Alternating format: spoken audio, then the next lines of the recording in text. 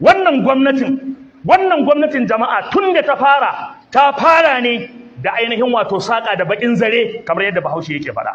Ana gantsar da wannan mutumin ya zo ya ce ya cire subsidy gaba ɗaya na man fetur, wanda wannan yana daga cikin tukulluma da kuma babban dalilin faɗawar al'ummar wannan ƙasa cikin bala'i da masifa. Wannan cire subsidy ana jiran a ga an yi wani abu da zai lallashi mutane, sai aka sake fitowa aka ce an cire subsidy da tallafin wutar lantarki. Aka ƙara ɗugunzama mutane cikin masifa da bala'i. Ana cikin haka da ya tashi ma sai ya dafa duka gaba ɗaya jalof, ya ce gaba ɗaya subsidin naira ma gaba ɗaya ya cire ta, wanda a ƙa'ida mun yi magana da wani masanin tattalin arziki, ya ce duk ƙasar da tattalin arzikinta bai riga ya ƙarfi ba a cire subsidizing da ake yi wa kuɗin ƙasar, saboda daga an cire gaba ɗaya wannan kuɗin ƙasar zai dropping down. Ana cirewa naira mu ta karye, abubuwa suka ƙara tsada, muka higa cikin bala'i. Wallahi hatta duk abin da kuke gani yake faruwa din nan yana daga cikin masifar da ta jawo wannan hide cire subsidin naira da aka yi, da cire subsidin mai da aka yi, da cire subsidin wutar lantarki da aka yi, da cire. Amma ku kenan kullum a bawa mutanen Najeriya haƙuri cewa su haƙura za a zo a samu gyara, a gidan uwarwa za a samu gyaran. Kun yi wannan, al'umma sun zuba muku ido. Mutumin nan ya zo ya ware wasu billions of naira ya ce a je a gyara masa gida a Dodon Bara, wanda wannan gida ba shi da buƙatar wannan gyaran. Yana da duk abin da ake buƙata, akwai wuta 24 hours, akwai ruwa 24 hours, akwai kayan alatu, akwai komai. Amma aka cire kuɗin al'ummar Najeriya aka je aka gyara wannan gida. Al'ummar Najeriya suka ja baki, suka yi shiru, suka yi haƙuri. Aka sake cire wasu maƙudan biliyoyi, aƙalla kusan biliyan 15 zuwa 20.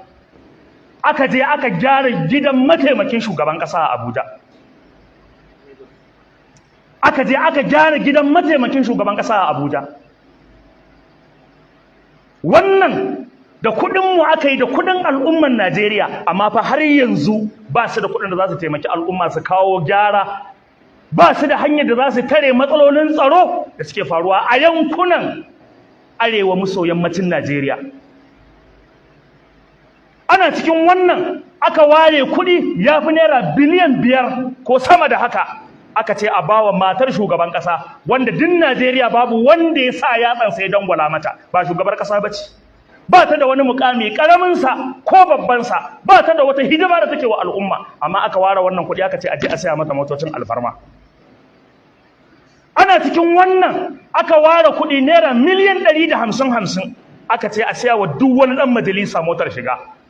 Waɗannan mutanen suna da motoci, suna da gidaje, suna da komai da ka sani na rayuwa, ba su da buƙatar wannan motar. In ma suna da buƙata, kowannensu yana da kuɗin da zai je siya wa kansa, ba sai an ɗebi kuɗin al'ummar Najeriya ba. Aka sake kwasar kuɗi aka je aka siya waɗannan mutanen motoci da ma. Ana cikin wannan ba a gama ba, aka zo aka sake ware wasu maƙudan kuɗaɗe, wasu kuɗaɗe masu numfashi, kuɗaɗe masu ma'ana. Aka zo aka ɗauki waɗannan kuɗi aka ce wai za a je a yi aiki na hanya tsakanin Lagos zuwa Calabar, wanda malamai masana suka ce duk duniya ba a taɓa yin hanya mai tsada irin wannan hanyar ba. Hanya mai tsada duk duniya ba wai din Najeriya ba, duk duniya ba contract da aka taɓa bayarwa mai tsadar bala'i wanda aka kashe kuɗi zuwa irin wannan hanya daga Lagos zuwa Calabar ko wani a makamancin haka. Sanatocinmu kuna kallo, aka zo aka yi kasafin kuɗi a ƙasar nan, aka turmishe arewacin Najeriya, aka yi madaƙolo a cikin kasafin nan. Wani bawan Allah ɗaya daga cikin sanatorin nan, na manta sunansa, Abdul Ningine ko waye, ya fito ya tona asirin abin da ya faru. Wannan mutumin da sanatocinmu da manyanmu na arewa suka sa wannan mutumin a gaba har san da aka bai suspension na kusan wata 3, saboda ya fito ya ce an cuci mutanen. Allah wadaran naka ya lalace wallahi. Sai gashi abinda Abdul Ningi ya faɗa, gahi nan ya bayyana ƙarara cewa abin da ya faɗa ba yarfa bane ba kage bane, da gaske ne. Mu an turmishe mu, an hana mu sakat a wannan yankin namu. Bar magana tsaro, yau a kashe mutum 30, gobe mutum 40, jibi mutum 100, gata mutum 200. Bar magana cinna wutar kabilanci tsakanin al'ummar Fulani da al'ummar Hausawa da ake kokarin sai an danno, ko kuma wace an danno ta tana nan yanzu tana ci kamar wutar jeji a cikin mu. Bar maganar ayyuka wanda har yanzu babu wani abu da ya bayyana karara na wani muhimmin aiki da aka ce an koro shi arewacin Najeriya wanda za a yi shi.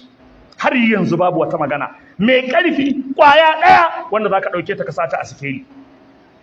To ana cikin wannan duk al'umma sun yi shiru, ana kashe su, ga yunwa, ga tsada, ga fatara, ga tashin goron zafin abinci, ga rahin tsaro, ga rahin ilimi, ga rashin magani a asibiti, ga komai. Sannan ku zo ku ce kun sa hannu kun yi yarjejeniya da ƙasar da hatta Jonathan ya ƙi yarda ya yarjejeniya da ita, amma ku zo ku yarjejeniya da ita. Duk lalacewar Buhari, duk lalacewar ɗan Daura, ya ce bai yarda ba ya sa hannu akan wannan yarjejeniya, amma ku zo ku sa mutane hannu, ba ku nemi shawarin 'yan Najeriya ba, ba ku nemi shawarin mutanen kirki ba, ba ku nemi shawarin masana ba, kawai sai dai a wayi gari kawai a ga takardu suna yawo cewa kun amince da yarjejeniyar tattalin arziki da su. In kuna da hankali, iya arzikinku na ƙasar ku bai ishe ku ba, ku ciyar da kanku, ku ciyar da al'ummarku, ku ciyar da al'ummar wasu ƙasashe daban.